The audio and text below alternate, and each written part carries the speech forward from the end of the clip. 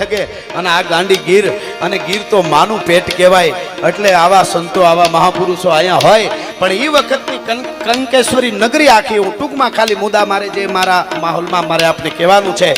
પણ મેં જ્યાં સુધી વાંચ્યું છે અને સાંભળ્યું છે ત્યાં સુધી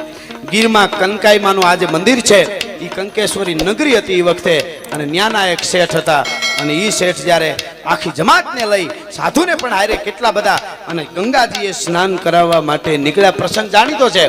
પણ અહીં રોકાણ અહીંથી નીકળ્યા છે અને એ વખતે ખબર પડી અને રોહિદાસ બાપા એ વખતે તો એ ચા મોજડીઓ બનાવે બૂટ બનાવે અને એમાં એ શેઠને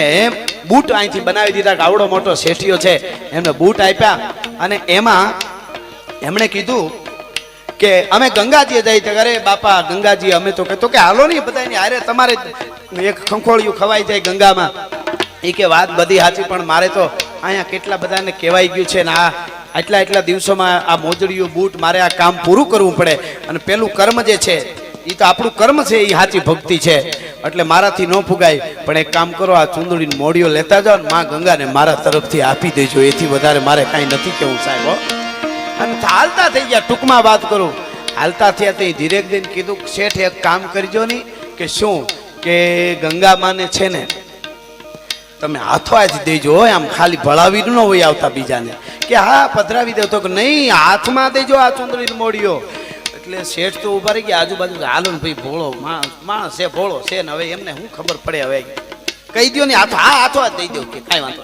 એને એમ કે કાંઈ લાંબી લોપ ન થાય ને આપણે કેવા ખાતર નીકળી ગયા આખી વાત જાણીતી છે પણ સાહેબ ગંગાને કાંઠે આખી જમાયત સાધુડાની શેઠ ને બધા આવ્યા છે સ્નાન કર્યું હોય છે હકડો કટકો હાડરો જો તટ ગંગામાં જાય તો માનવીય કુળ માય કોઈ દી ભૂત હરજે નહીં ભાગીરથી ઉપરથી પંખી આવતા અને એનો પડછાયો પાણીમાં જાય એ પંખીએ પાવન થાય એમાં કોઈ દી ભૂત હરજે નહીં ભાગીરથી અને એ વખતે બધાએ સ્નાન કરી લીધા ગંગાજીમાં નાઈ લીધા હર હર ગંગે કરી લીધું સ્તુતિઓ બોલ્યા શ્લોક બોલ્યા બધું પૂરું થયું અને પાછા નીકળવા ટાણે યાદ આવ્યું કે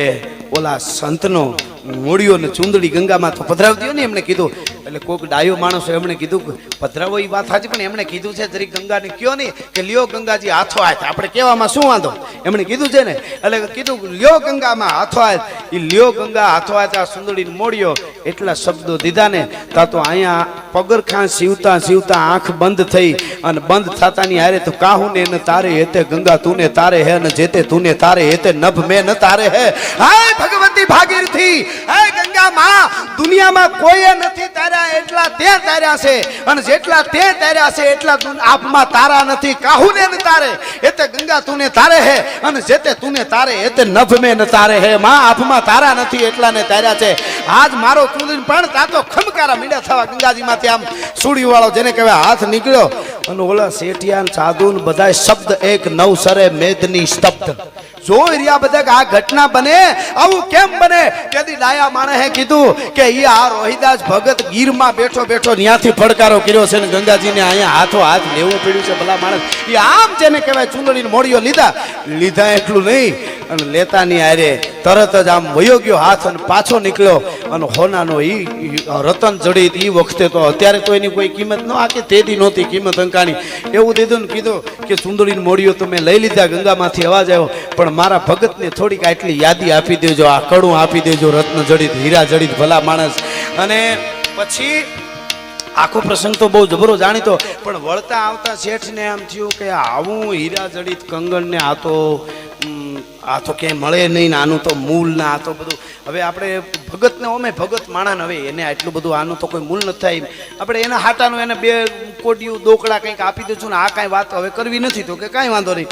અને આખો પ્રસંગ તો આપ બધા જાણતા છો એટલે મારે વધારે નથી કહેવો પણ મહારાજને હું આ આપું તો મહારાજ મને કેટલું ધન આપે એ ન્યાલ કરી દે અને રાજાને જઈને કીધું એમણે શેઠે કે આ રત્ન જડિત કડવું એટલે રાજાએ રાણીને દીધું તો રાણીએ તરત જોતા ને અરે કે આ તો એક જ છે મારે આવા 2 જોઈએ છે તો થાય જ મુદ્દો તો ન્યા આવીને ઉભો રહીએ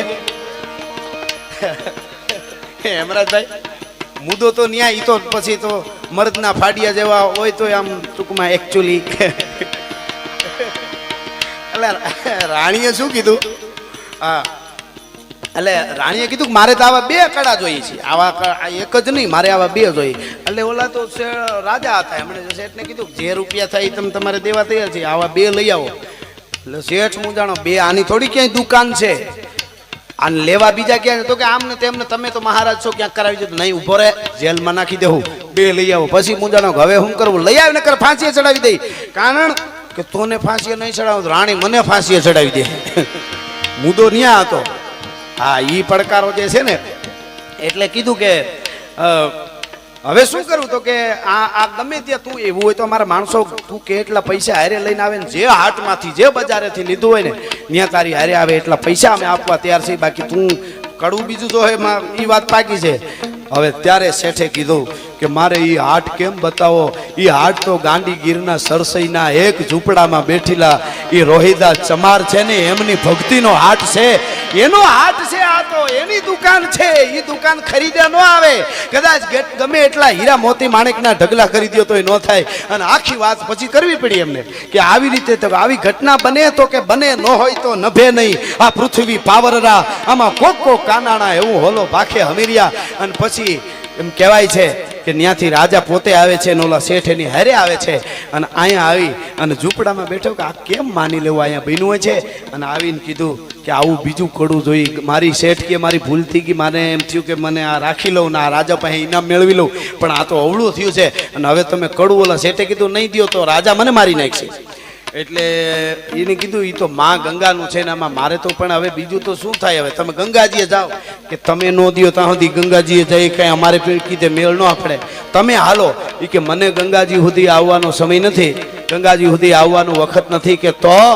તો હવે ઘડીક વાર અહીંયા બેહો, આ ચામડા ધોવાનો મારું જે કાથરોટ છે એમાં જો ગંગા પ્રગટ ન કરું તો આ દેશનો સાધુ ન કહેવા, આ દેશનો સંત ન કહેવા, ભલા માણસ. અને એમાં તેને કહેવાય આમ દ્રષ્ટિ કરે અને આમ હાથ નાખ્યો, પણ તા તો ન્યાથી ગંગાજી હકડો કટકો હાડરો જો તટ ગંગામાં જાય તો માનવીયા કુળની માય કોઈ દી ભૂત હરજે નહીં ભાગીરથી ને. એમાંથી તેને કહેવાય બીજું કડું તેદી કાઢ્યું તું. અને તે દુનિયા આપણે ત્યાં ખાલી ગુજરાતીમાં જ નહીં, આખા ભારતમાં કહેવત પડી ગઈ, મન ચંગા તો કથરોટ મેં ગંગા. અહીંયા ગંગાજી રોહિદાસજી લઈ આવ્યા હતા. એવી ધરતી માથે હું